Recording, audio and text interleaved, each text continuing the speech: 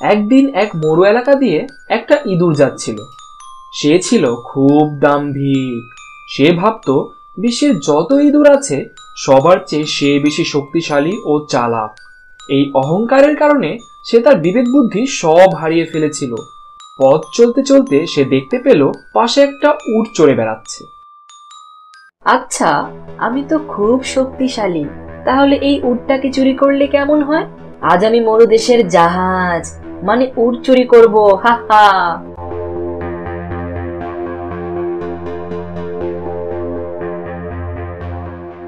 আমার এত ক্ষমতা যে আমি অনায়াসে একটা উট টেনে নিয়ে যাচ্ছি। উটটা এতে খুব মজা পেল। আরে, এই পুচকি ইঁদুরটা আমার সাথে খেলতে এসেছে নাকি? আমাকে নিয়ে যেতে এসেছে? একবার জিজ্ঞেস করে দেখি। ও ইঁদুর ভাই, কি হলো তোমার? আমার লাগাম ধরে টানছো কেন? চুপ করো, এখন কোনো কথা বলো না। আমি হলাম বিশ্বের সবচেয়ে শক্তিশালী ইঁদুর। আমি রেগে গেলে তোমাদের ঘোর বিপদ হবে, তাই চুপচাপ আমার সাথে আসো। ও তাই, চলো তাহলে। এই বলে ইঁদুর উটের লাগাম ধরে সামনে এগিয়ে চলল, আর উট মনের আনন্দে ইঁদুরের পেছনে পেছনে চলতে লাগলো।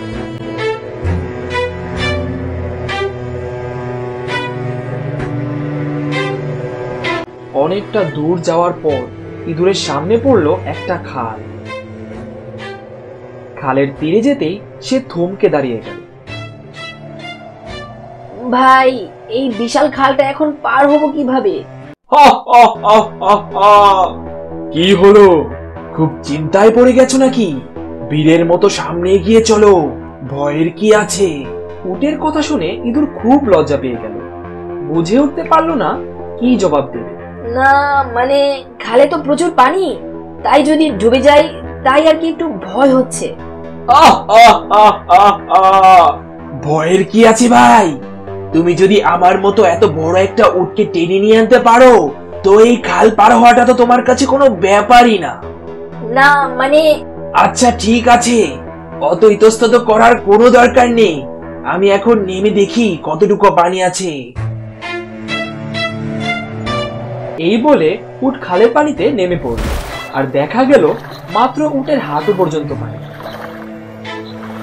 দেখো ইঁদুর ভাই, ভয়ের কিছু নেই, পানি তো আমার হাঁটুর পরিমাণ। চলে এসো, পার হয়ে যাই, কোনো ভয় করো না। কি বলছো বলো তো? যা বলছো বুঝে বলছো তো? তোমার হাঁটুর সমান মানে আমি তো কিছুই না। আমি তো তোমার হাঁটুর থেকেও অনেক ছোট। তাহলে এবার ভেবে দেখো তো, তুমি কি সত্যি আমাকে টেনে নিয়ে এলে, নাকি আমি এলাম বলে তুমি আমাকে আনতে পারলে? আমি আমার ভুল বুঝতে পেরেছি, আমাকে ক্ষমা করো। আহারে, এর চোখে তো এখন পানি এসে পড়বে। ঠিক আছে ঠিক আছে, আমার পিঠে বসো, আমি তোমাকে পার করে দিচ্ছি।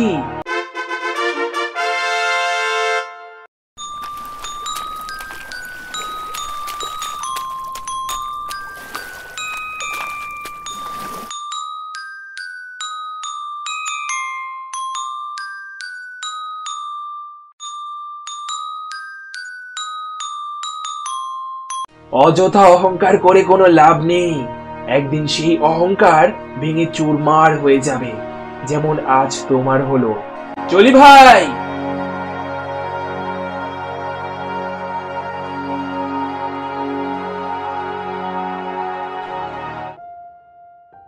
এক ঘন জঙ্গলে একটা গাছের ওপর একটা সারস পাখি বাস করত। সে গাছের ঠিক নিচেই একটা গর্তে শিয়ালও বাস করত। তাদের মধ্যে খুব ভালো বন্ধুত্ব ছিল। একদিন তারা গল্প করছিল। বন্ধু, আমি তোমাকে আমন্ত্রিত করলাম, তুমি কাল দুপুরে আমার বাসায় খেতে এসো। হ্যাঁ নিশ্চয়ই বন্ধু, আমি কাল দুপুরে আসবো। পরের দিন দুপুরবেলা সারস শিয়ালের বাসায় গেল। ও বন্ধু, তুমি এসেছো? দেখো, আমি তোমার জন্য পায়েস রেঁধে রেখেছি। পায়েস ঠান্ডা হয়ে গেল, জলদি খাওয়া শুরু করো বন্ধু। শিয়াল চালাকি করে পায়েসটিকে একটা থালার ভেতরে বেড়েছিল, যার কারণে শিয়াল খুব ভালো করে সেই থালাটি থেকে পায়েসটিকে খেতে পারছিল। কিন্তু সারসের ঠোঁট যেহেতু লম্বা আর সরু, তাই সারস ঠিক মতো পায়েসই খেতে পারছিল না। ভালো করে খেয়েছো বন্ধু? হ্যাঁ বন্ধু, আমি অনেক ভালো করে খেয়েছি। এরকম খাবার আমি জীবনেও খাইনি, আর এরকম পাত্রেও আমি জীবনে খাইনি। তোমাকে অনেক ধন্যবাদ বন্ধু। পরের দিন সারস শিয়ালকে বলল, বন্ধু, কাল তো তুমি আমাকে অনেক ভালো করে খাওয়ালে।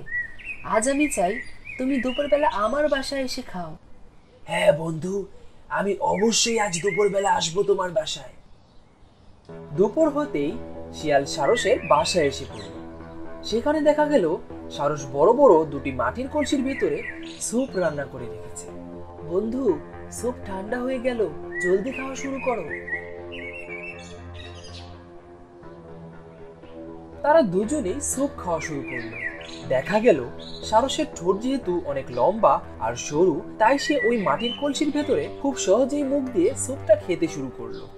কিন্তু কলসির ফুটো যেহেতু শিয়ালের মুখের চাইতে ছোট, তাই শিয়াল সেই ফুটো দিয়ে তার মুখটা প্রবেশই করাতে পারলো না, যার কারণে শিয়াল এক ফোঁটা স্যুপও সেখান থেকে খেতেই পারলো না। বন্ধু, স্যুপটা কেমন হয়েছে? পেট ভরে খেয়েছো তো? তুমি কি তোমার বাসায় ডেকে আমাকে অপমানিত করছো? কেন বন্ধু, তুমি কি স্যুপ খেতে পারোনি? তুমি যেই পাত্রে আমাকে খেতে দিয়েছো সেই পাত্রের মুখটি এতটাই সরু যে আমি তার ভেতরে আমার মুখটাকে প্রবেশই করাতে পারলাম না। আমি এক ফোঁটা স্যুপও খেতে পারিনি। কেন বন্ধু, এই বুদ্ধি তো আমি তোমার থেকেই পেয়েছি। তোমার কি মনে নেই কাল তুমি তোমার বাড়িতে ডেকে আমাকে কিভাবে অপমানিত করলে? আমার মুখ সরু হওয়াতে তুমি একটা থালার ভেতরে আমাকে খেতে দিলে। কাল আমি এক ফোঁটা পায়েসও খেতে পারিনি, তাই আমি তোমাকেও এরূপ শাস্তি দিলাম। দেখো এখন কেমন লাগে। বন্ধুরা, আমরা এই গল্প থেকে শিক্ষা পাই যে যেমন তার সাথে ঠিক সেরকমই ব্যবহার করা উচিত।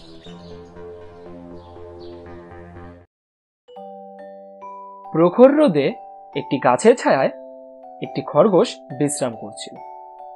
হঠাৎ সে দেখতে পেল একটা কচ্ছপ আসছে। বন্ধু, কোথায় যাচ্ছ? আমি আমার মামার বাড়ি যাচ্ছি। তোমার মামার বাসা তো অনেক দূর। তো বন্ধু, কতদিন লাগবে মামার বাসায় পৌঁছাতে? মানে কিছুক্ষণের ভেতরেই তো চলে যাব। না, আমি ভাবলাম তুমি যেভাবে হাঁটছো আমার তো মনে হয় না তুমি 2-3 দিনের আগে মামার বাসায় পৌঁছাতে পারবে। আমি যদি তোমার মামার বাড়ির উদ্দেশ্যে এখন রওনা হই 2 মিনিটেই পৌঁছে যাব, আর তুমি? আমি অনেক তাড়াতাড়ি মামার বাসায় যেতে পারি। কিভাবে? উড়ে উড়ে? আচ্ছা, তুমি যখন বলছো তুমি তাড়াতাড়ি যেতে পারবে, তাহলে চলো তুমি আর আমি একটা প্রতিযোগিতা করি, দেখি কে আগে তোমার মামার বাসায় পৌঁছাতে পারে। তুমি কি আমার সাথে প্রতিযোগিতা করতে প্রস্তুত? হ্যাঁ, অবশ্যই। তারপর খরগোশ ও কচ্ছপের মধ্যে প্রতিযোগিতা আরম্ভ হলো। প্রতিযোগিতা দেখার জন্য জঙ্গলের বহু পশু পাখি এবং জীবজন্তু এসে জড়ো হলো। প্রতিযোগিতা শুরু হওয়ার সাথে সাথে খরগোশ অনেক গতিতে দৌড় দিল।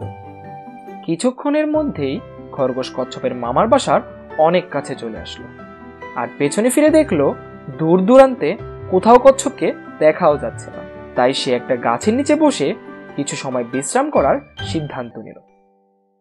সে বিশ্রাম করতে করতে একসময় ঘুমিয়ে পড়ল, আর ওইদিকে কচ্ছপ আস্তে আস্তে হাঁটতে থাকলো। সে পথে একটু সময়ের জন্য বিশ্রাম করতে থামলো না। দেখতে দেখতে সন্ধ্যা হয়ে গেল। হঠাৎ খরগোশের ঘুম ভাঙল। সে দেখতে পেল কচ্ছপ তার মামার বাসার একদম সামনে পৌঁছে গেছে। খরগোশ তা দেখে তার সর্বোচ্চ গতিতে সাথে সাথে ছুটতে লাগলো, কিন্তু শেষ পর্যন্ত কচ্ছপ আগে পৌঁছে গেল।